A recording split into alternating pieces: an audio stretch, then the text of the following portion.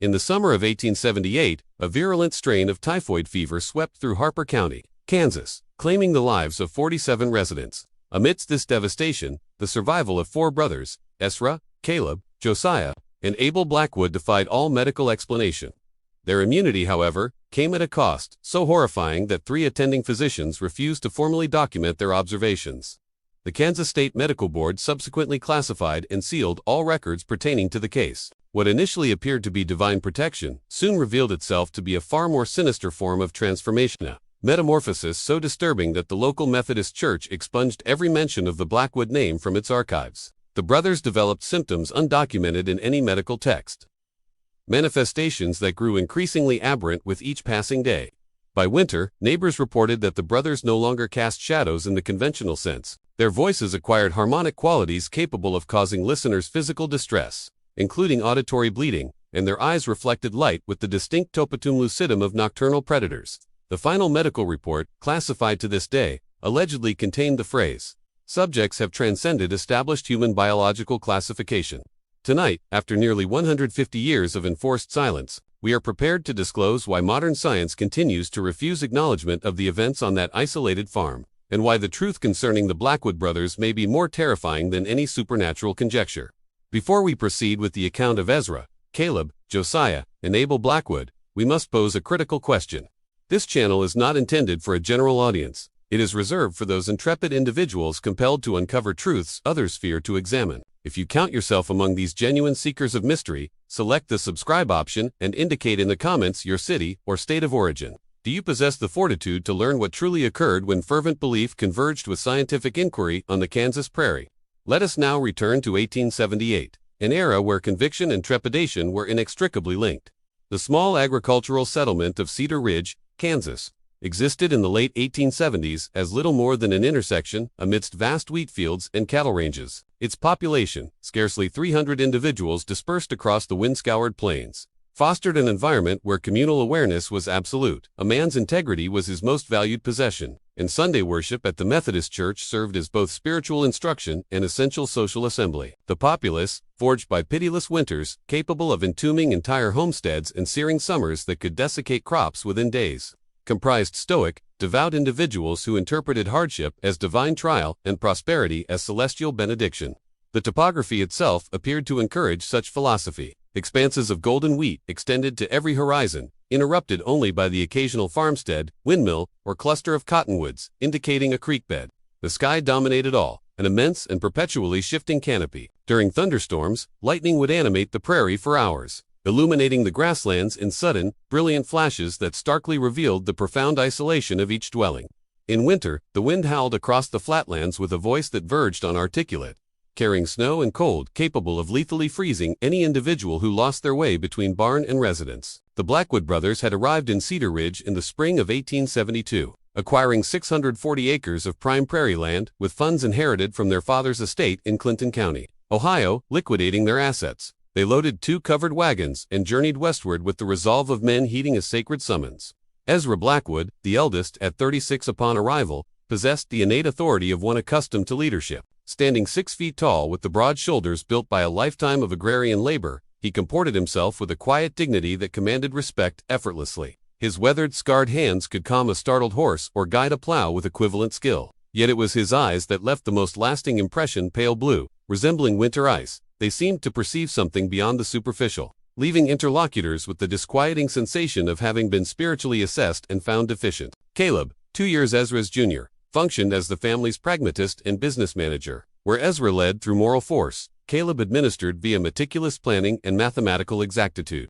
He could compute grain yields, livestock valuations, and meteorological patterns with a precision that impressed the county's most seasoned farmers.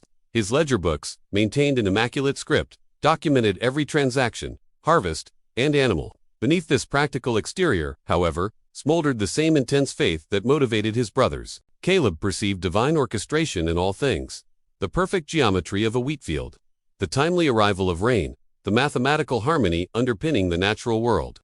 Josiah, the third brother at 31, had received the most formal education. He had attended Ohio Wesleyan University for 2 years before their father's demise necessitated his return.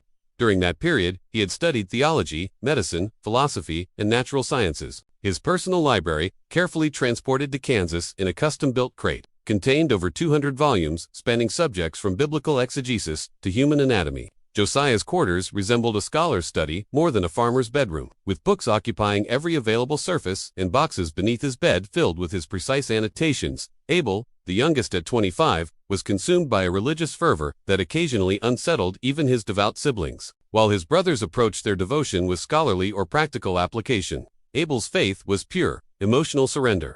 He devoted hours daily to prayer, often weeping from the intensity of his communion. He fasted regularly, sometimes for days, claiming prayer and scripture provided ample sustenance. Former congregants in Ohio had considered him touched by the Spirit, though some whispered that his devotion bordered on perilous obsession. Unlike their neighbors who attended the town's Methodist church, the brothers constructed their own chapel on a hill overlooking their property. A year-long project, utilizing limestone quarried from their land and oak timber cut from a boundary grove. The resulting structure reflected their austere yet profound faith.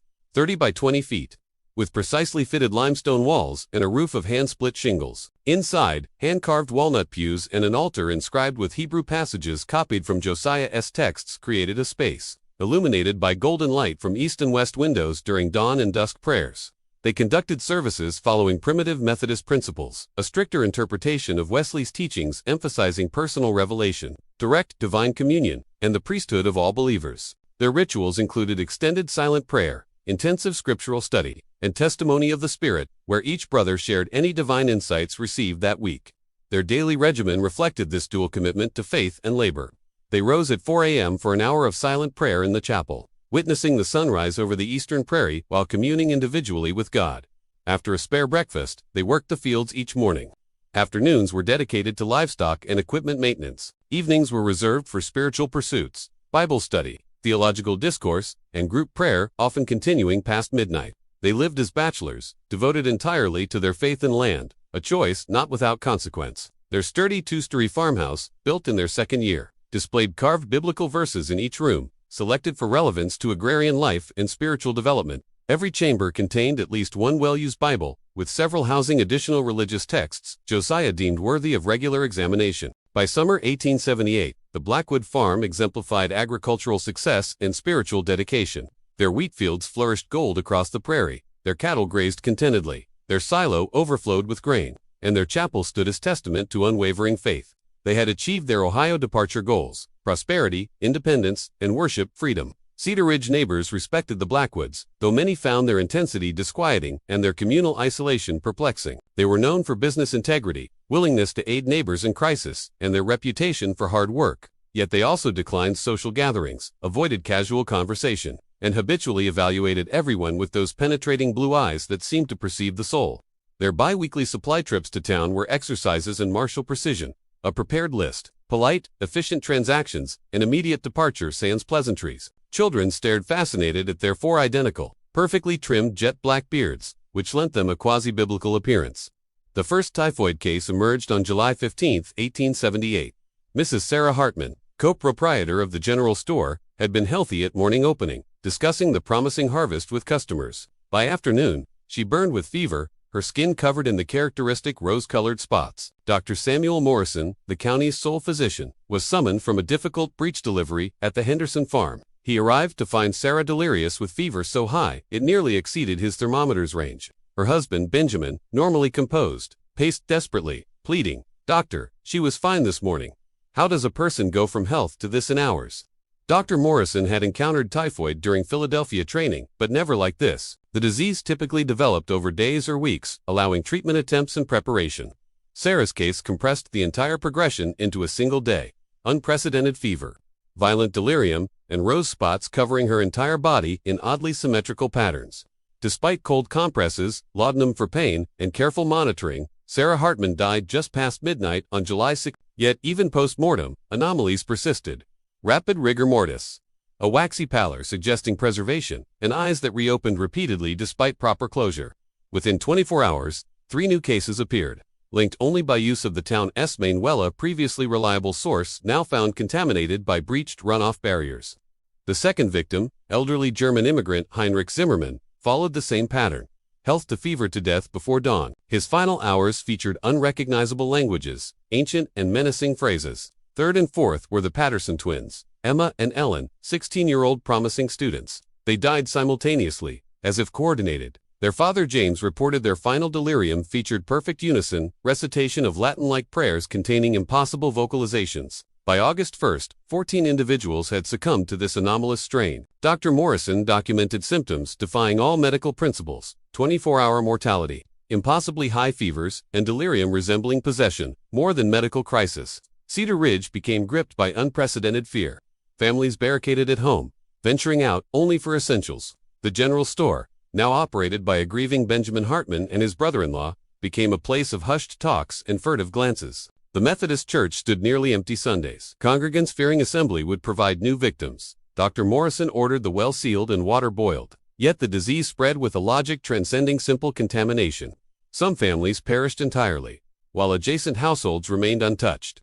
It was amidst this terror and confusion that the Blackwood brothers made their fateful decision to intervene. Initially, isolated per custom, Josiah announced on August 10th a divine revelation calling them to action. "I have prayed for guidance," he told his brothers at supper. "The Lord has shown this pestilence is a test, not just of community faith, but of our worthiness as his instruments. We are preserved not for safety, but to demonstrate true faith's power against ultimate trial." The decision, once made, was executed with characteristic precision. On August 11th, Josiah traveled to town offering assistance to Dr. Morrison and volunteering to care for the sick.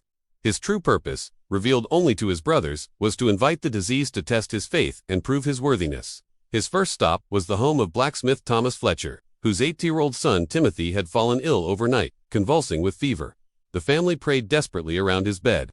Josiah's actions there would be remembered as both deeply moving and profoundly disturbing. Kneeling beside the boy, Josiah placed hands on his fevered forehead and uttered a prayer that would haunt all witnesses. "Lord God, if this child must suffer for your divine wisdom, let that suffering pass through me and my brothers. Let us bear what he cannot, experience what he should not, become whatever we must to serve your mysterious purposes. Spare this innocent through our willing sacrifice." As he spoke, his hands warmed against Timothy's skin, the convulsions subsided, the fever broke, and the boy awoke asking for water and food.